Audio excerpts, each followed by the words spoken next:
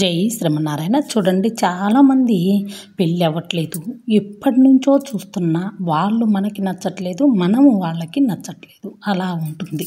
ఏదో చెప్తారు కదా పెద్దలు, ఊరికే చెప్పరు. సామెత చెప్పేటప్పుడు చిన్నది ఈడు కాదు, పెద్దది జోడు కాదు అని చెప్తూ ఉంటారు. అలాగే మనకు సంబంధాలు ఎన్ని వచ్చినా మనకు నచ్చిన ఏమో వాళ్ళకు నచ్చట్లేదు, వాళ్ళకు నచ్చిన ఏమో మనకు నచ్చట్లేదు, అలా ఉంటున్నాయి అన్నమాట ఇప్పుడు సంబంధాలు. అయితే మనం కోరింది ఏరింది రావాలి అనుకుంటే, త్వరగా పెళ్ళి కావాలి అనుకుంటే మనం చిన్న పరిహారం అండి ఇది. చిన్నగా చేసుకున్నట్టయితే చాలా మంచిది. మనం ఎక్కడ క్లిక్ చేయకుండా జాగ్రత్తగా విన్నట్లయితే మంత్రం కూడా ఇస్తాను. ఇది ఎలా చేయాలి ఏంటి అనేది మనకిప్పుడు అర్థమవుతుంది. అయితే మీరు అమ్మాయిలైనా అబ్బాయిలైనా ఎవరైనా ఇలా చేయొచ్చండి.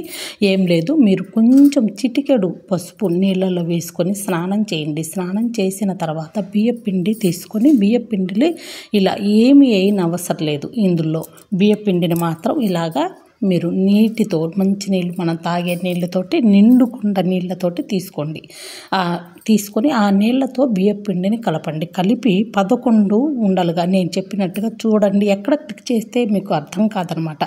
ఆ మంత్రం కూడా నేను ఇస్తాను. ఆ మంత్రాన్ని కూడా మీరు జపం అనేది చేయాలి 108 సార్లు. మీరు ఉదయం పూటే చేయాలి. ఈ ముద్దలన్నీ చేసుకొని పూజా మందిరంలో మీరు దేవుడి దగ్గర పెట్టుకోండి. ఇక్కడ ఆ పూజా మందిరంలో నైవేద్యంగా ఇది పెట్టేసుకొని ఆ నైవేద్యాన్ని కూడా మీరు ఏం చేయాలో నేను చెప్తాను చూడండి. అయితే ముందుగా మనము ఈ ముద్దలన్నీ చేసుకున్నాం కదా, 11 పెట్టుకోవాలి. మధ్యలో మన అనమాట భార్యాభర్తల్లాగా, అంటే మనకి అబ్బాయి అమ్మాయిలాగా అనుకొని ఈ 9 మనం చుట్టూ పెట్టుకోవాలి.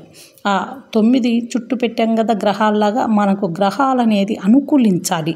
9 గ్రహాలు అనుకూలించి మన ఇద్దరిని ఆశీర్వదిస్తేనే, అంటే అబ్బాయిని అమ్మాయిని ఆశీర్వదిస్తేనే, గ్రహాలన్నీ కూడా అనుకూలంగా ఆశీర్వదిస్తేనే మంచి సంబంధం, మంచి సంసారం అనేది ఏర్పడుతుంది అనమాట, అమ్మాయికైనా అబ్బాయికైనా. అయితే ఇలా చేసుకొని పెట్టుకొని మనం ఈ మంత్రాన్ని ఉచ్చరించాలి. ఓం శ్రీం విజయ సుందరి క్లీం నమః అనేది ఈ మంత్రాన్ని. ఓం శ్రీం విజయ సుందరి క్లీం నమః.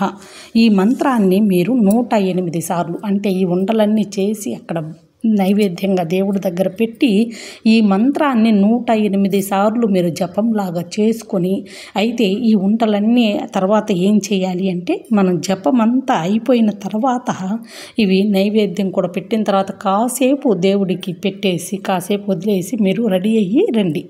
అయితే ఆ లోపు ఆయన ఆరగించేస్తాడు కాబట్టి ఆ ప్రసాదాన్ని మీరు తీసుకెళ్ళి గోమాతకి పెట్టండి. ఇలా 41 రోజులు మీరు చేశారంటే ఖచ్చితంగా పెళ్ళి అనేది మీకు త్వరగా మీరు కోరుకున్న అమ్మాయి